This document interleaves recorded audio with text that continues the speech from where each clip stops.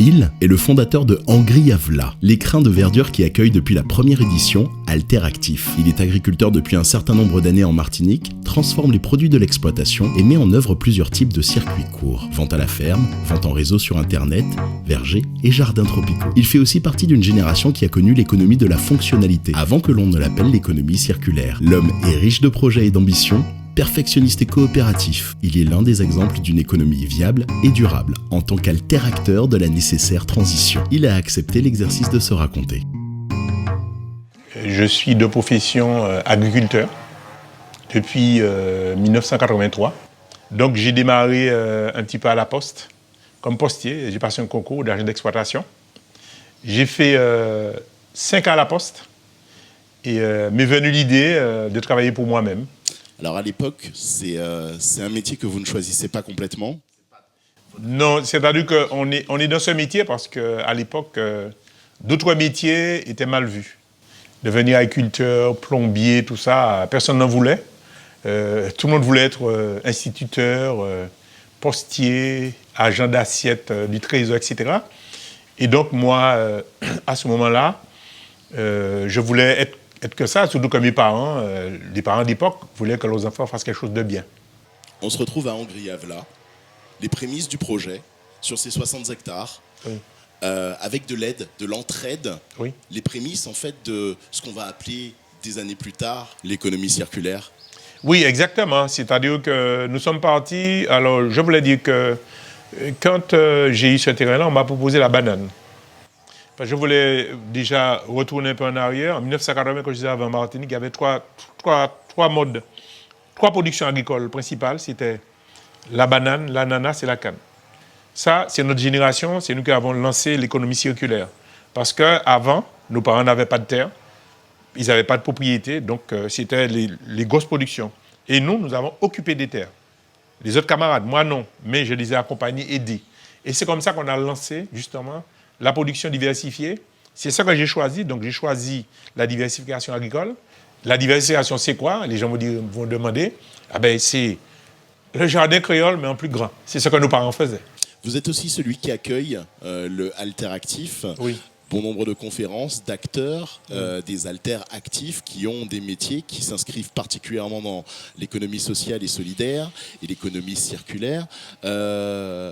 C'est une logique de les accueillir. Qu'est-ce que ça vous évoque, vous, les alteractifs qui se réunissent ici? Ce que ça me fait, c'est de voir qu'une certaine génération prend conscience. Alors, s'il y a peut-être des anciens qui m'écoutent, ils vont être vexés, mais je dis qu'il faut changer de génération. Parce que je vois que les générations maintenant sont... Bien sûr, ils ont plus accès à la culture, ils ont voyagé dans le monde, ils ont vu ce qui n'est pas bon, et ils savent certainement ce qui est bon pour leur pays. Et c'est pour ça que je suis très content de les accueillir, parce que ça correspond vraiment à ma vision. Ma vision, ce n'est pas de devenir riche. Je parle financièrement de l'agriculture, mais c'est effectivement maintenir, donner un espoir à mon pays. C'est faire voir ce que nous, on est capable de faire. On en a besoin.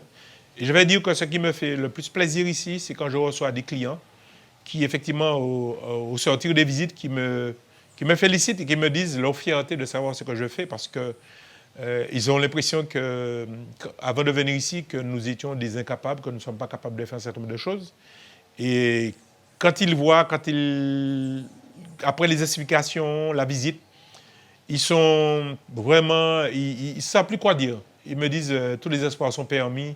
C'est extraordinaire et c'est pour ça que je pense que le travail qu'on a fait, moi ce que je regrette, c'est qu'il n'y ait pas la dernière fois assez de gens qui aient pris conscience pour venir justement à cette journée. Et donc, j'ai essayé de parler autour de moi parce que moi-même, je suis dans un petit mouvement avec un groupe de personnes sur les problèmes d'environnement. Et je pense qu'après tout ce qu'on a vu, j'ai remarqué que vraiment il y a une prise de conscience et les gens voient le danger venir. On se retrouve donc chez vous pour Alteractif 2021. Oui, on va se retrouver pour Alteractif 2021 et je pense que j'ai vraiment aimé la dernière fois et tous les gens qui étaient là étaient hyper sympathiques. On voit bien que quand tous on converge vers une même chose, les choses se passent bien.